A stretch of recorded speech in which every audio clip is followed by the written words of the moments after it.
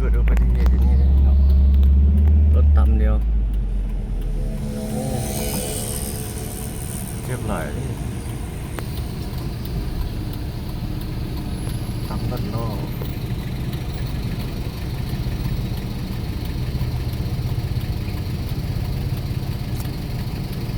ตามกับล้อแสดง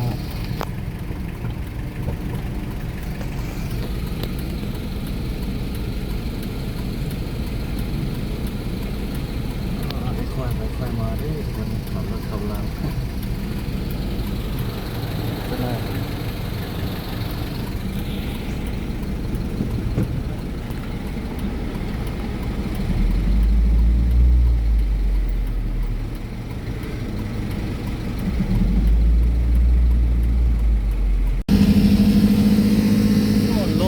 ล้มเองรถ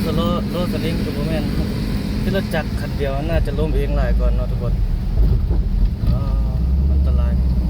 อุบัติเหตุทางเข้าสนามบินสกลวัดไตน่าจะเจ้าหน้าที่เพื่อนน่าจะกำลังโทรหากู้ภัยเนาะ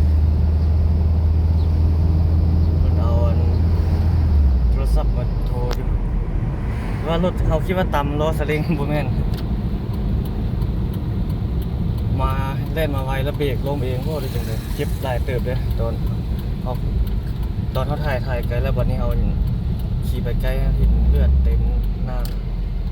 อันตรายทุกคนเนาะค่อยไปค่อยมาทุกคนเลยลมใส่ทางนี่บวกกันนอกตัวเราก็บ่ใส่เบิ่งสนามบินสกลวัดไตโคตรหรูเลย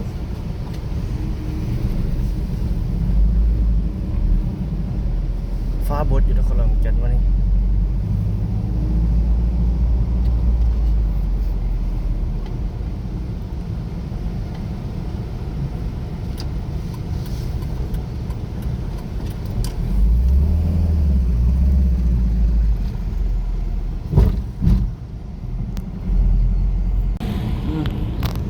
วันก็เจ้าไปแล้วก็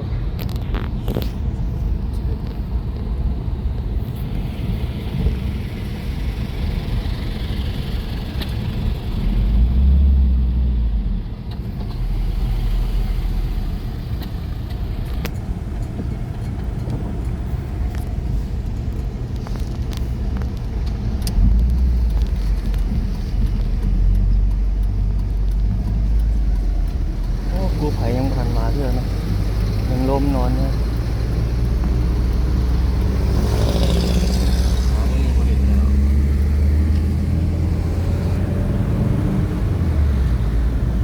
ตำรวจยังเฝ้าอยู่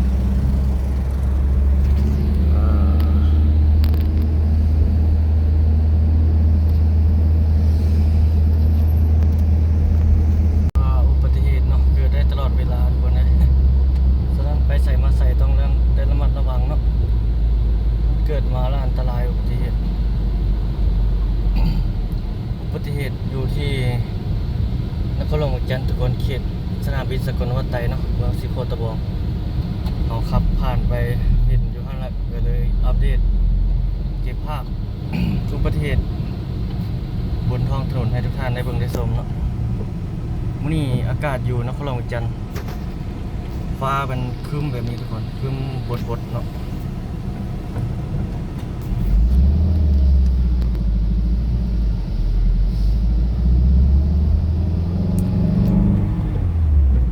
บดมีลม อากาศมื้อนี้มีทักทายเมื่อวันที่30 เดือน 3 2025 ยามบ่ายเนาะแต่ว่าบ่เห็นตะเวนเพราะว่าฟ้าบดแล้วบ่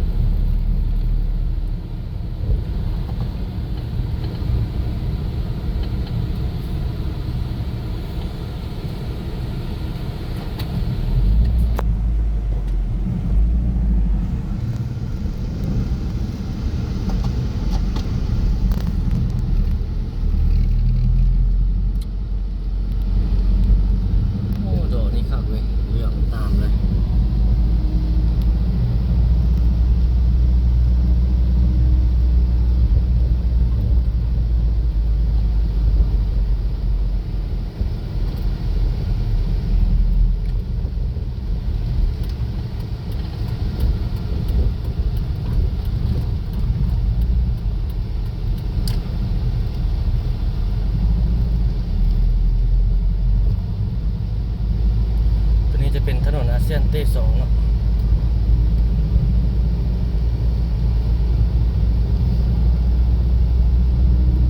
การสัญจรยามเช้าในวัน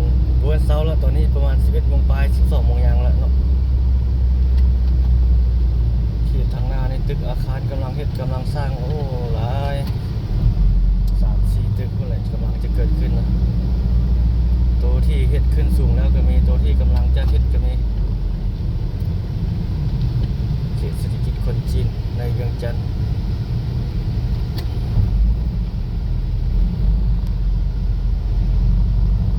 คนลาวนี่เขาจะมางเลยทุกคนเดี๋ยวไปไทยให้ทุกคนได้เบิ่งมางเปลี่ยนแล้วนั่นละ